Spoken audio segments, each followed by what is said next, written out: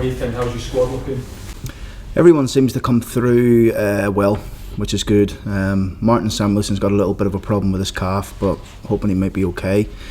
Obviously leading into the game, we had a problem with Josh Bowler day before the Chelsea game. We're just waiting to hear back from the scan to see what that is. Little problem with his heel. Batty's come back today, trained, and everyone else has come through the game. You wouldn't anticipate Josh Bowler being involved tomorrow then? I don't know. I mean, we're just waiting on the scan reports today, so we'll see how the reports are. It was just a bit of a strange one, really. Just went twist in the training session and just felt something underneath his heel, but we'll hear a bit more today. Okay, just check on the ones that were out. Matthew Pennington, have you got a sort of definitive timescale? Won't be too long. Penna won't be too long. Callum won't be too long. Yordi won't be too long.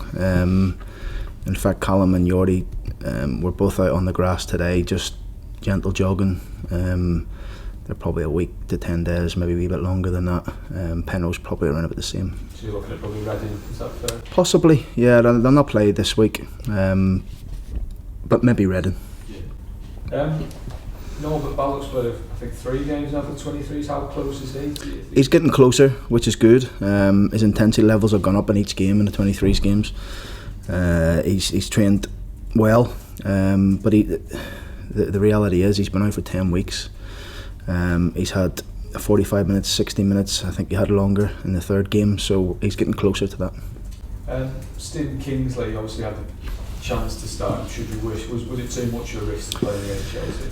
Yeah, I mean, he only trained 4 days, Stephen, and he's getting back. We just got to be careful because we threw him right into the Lions Den, really, at QPR, didn't we? And he overstretched his hamstring after a bit of a time out as well. So we just got to be careful, make sure he's at the right levels to perform, and that's where we are with Stephen. Again, would you think tomorrow might be too much of a push then to start? No, I mean we've got a, like I say, the injuries are the injuries. I've just seen on my board there's 7 players, maybe Martin, 8 players, including Angus, that we've not got available to us. But that's why we've got a good squad, and that's why we've got a big squad. So we'll see where Stephen is for tomorrow. Camille ready to start? Camille's good. It was good to get him on the pitch.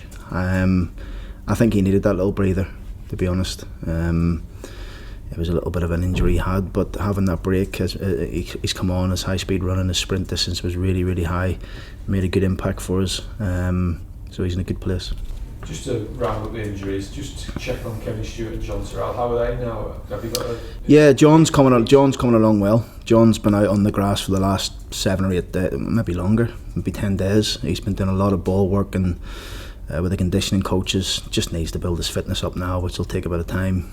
And he's probably 2 or 3 weeks away from joining them with us. Kevin hasn't been out in the grass yet, getting closer though. I think John will probably be back before Kevin, so we're probably looking 3 weeks for maybe 3 to 4 weeks for John, maybe a wee bit longer with Kevin. Okay. Didn't ask you about him on Saturday, but Malik Wilkes, how do you think he went in his first? I thought he'd done well, Malik. It's very hard, when he hasn't played a lot of football. He's been training a lot with the under-23s at Barnsley, but he's a fit boy and he's a robust boy, and I know that from last season at Doncaster. Yes, 1 or 2 rusty little touches, but that's to be expected. But you could see signs of what he's got with his strength, his pace. I think he started the game quite well, and then he didn't really test him again after that for a little spell. But again, we've seen a spike in his performance for the first 30 to 45 minutes, and then a little drop off. So we just need to keep building his minutes up and see how much he can give us, whether he starts the game or comes off the bench.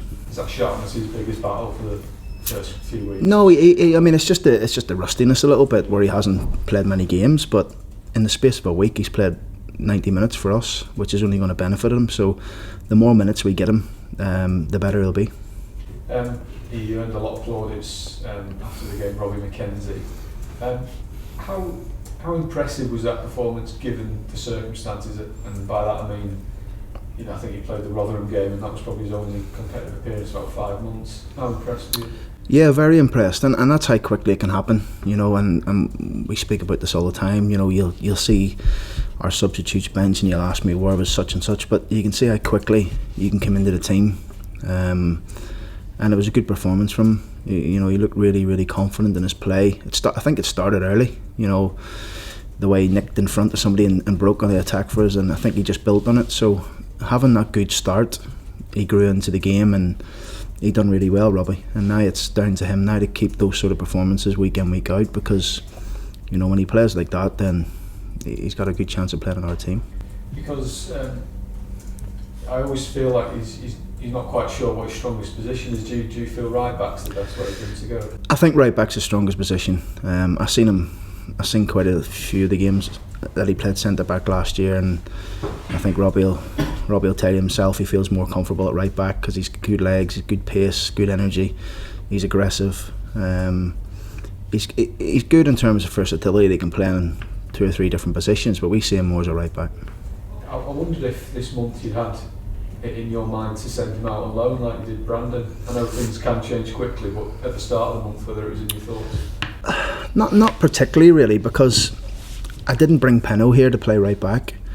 I brought him here to compete at centre back, really, and as it happened in the QPR game, we didn't have Robbie or Brandon on the bench, so Penno went on and done well there, and that's how quickly it can happen. But I think it's important that Robbie stays with us and learns his trade. And now, look, he's had a tremendous game against Chelsea, and if he starts again tomorrow, then hopefully he can follow it up with another good performance. Not sure you'd tell him, but will he start against Huddersfield? You wait and see. You wait and see. Have you stressed the importance of this game to your players after obviously the high of playing Chelsea? Yeah, I mean it's an important game for us. It's another game. We wanna put on a good performance at home. You know, yes, it was against Chelsea on Saturday, but we lost again at home, and that doesn't sit well with me. So we need to make sure we respond and see how many games we can win at home from now to the end of the season. I think we've got 9 games left at home. It's a simple task for us to see how many we can win, and this starts tomorrow. We want to make sure we're on the front foot again. We want to have high energy and make sure we try and get in control of the game. I thought against Chelsea we were in control second half. We looked a bit more calm, more assured. I really enjoyed watching us in the second half against Chelsea. Watching the game back yesterday only made me revisit in terms of what I thought on the sideline watching the game. I was pleased. The performance was good. So we need to take the confidence from the second half into this game on Tuesday night. I thought manager switched off on a Sunday. You were sat watching the replay of the I had a drive to Stevenage, watch my little boy playing for Peterborough on under 14s, and I come back and sit in front of the laptop all day. But yeah, I mean, it's important that we that you look back on the games and you look to see where we can improve, and the boys seen a bit of it this morning as well. I'm not suggesting for a second it's insurmountable. You don't want this 7-point gap to grow, do you? In terms of retaining belief in the group. Yeah, I mean there's a lot of points to play for still. We're not getting too flustered or too worried about it. We know what we've got in the camp. We're quite calm and what's the word? Composed in terms of what we know what we have to do. So we'll just approach these games like we did the Chelsea game. Let's see how good we can be. Let's see how many chances we can create. Let's see how good our energy is and how much we can hurt Huddersfield. And it's not going to be easy, of course. Every game's difficult, but we'll focus on us. So when you look back to your best performances at home, just want to bring something like Birmingham, it is all about getting that first goal all the time. It is. We've had some really good performances at home over recent weeks. I mean, you think back to Preston, Birmingham. Those sort of games, they were good results for us, so we'll see if we can do it again. Huddersfield are down the bottom of the league, but you found out early this season that they're a dangerous proposition, aren't they? Yeah, they are, and I think they've recruited well in this window as well. You know, so it's going to be a difficult game. Like I say to you, every team in this league have got individuals that can hurt you, but it's not about anybody else but us. We have to make sure we do our jobs. I think they've been away in a warm weather. Can any slight advantage to them, do you think? Or? God knows.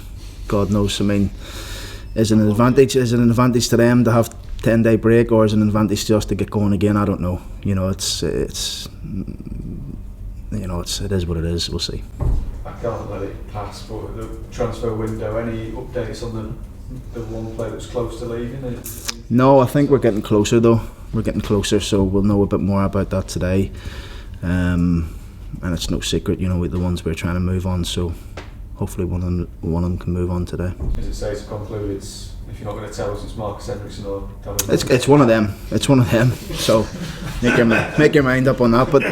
But yeah, I mean, look, it's no secret. We are trying to get them new clubs. It's important for their careers that they go and play football, of course, and I think we're getting quite close. But we'll see. Like I say, nothing's ever done until that paperwork's signed. So would you expect both to leave by Friday still?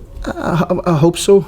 I hope so, because it's important for them to go and play football, and the last thing they want to do is be here when they're not playing. So they need to play football. So hopefully it happens. Is there anything you're working on in terms of bringing players in, or are you just shut us down now? No, we're fine. We're fine. We're happy with what we've got. Obviously, I was asked a question about the young lad coming in on Festus Arthur the other day. Yes, we've had conversations with the representative. He's not our player though, but that's more for the 23s. Yeah. So you feel at the minute you've had a very good window? I think we've had a really good window. I'm really, really pleased with the incomings. I think they'll make us a lot stronger from now to the end of the season. If I said to you a few weeks back we've lost 7 or 8 players, we are in trouble. Now you can see the strength and depth of the squad, that we can still compete against one of the teams in the top 4 in the Premier League, definitely second half. And that's what's really pleasing. Because ahead of the window, there's probably areas in your squad where there was slight weaknesses, especially if you got an injury. But you feel comfortable now? Yeah, I feel comfortable. I mean, to have, we've obviously Angus has been out all season, but we've got Terrell, Stewart, Device, Elder, Pennington, Bowler, possibly Samuelson. It's a lot of players and out of our squad really. But the strength and depth we've got here is good, and that's not an excuse, by the way. That's just me stating the fact. The strength and depth's good, and it's others' opportunities to come in and take a place in the team. Just a final. Any word on new contracts? No, nothing's. We are where we are. Like I always say, I'm sure you'll be the first to know once anything like that happens. But just as we are.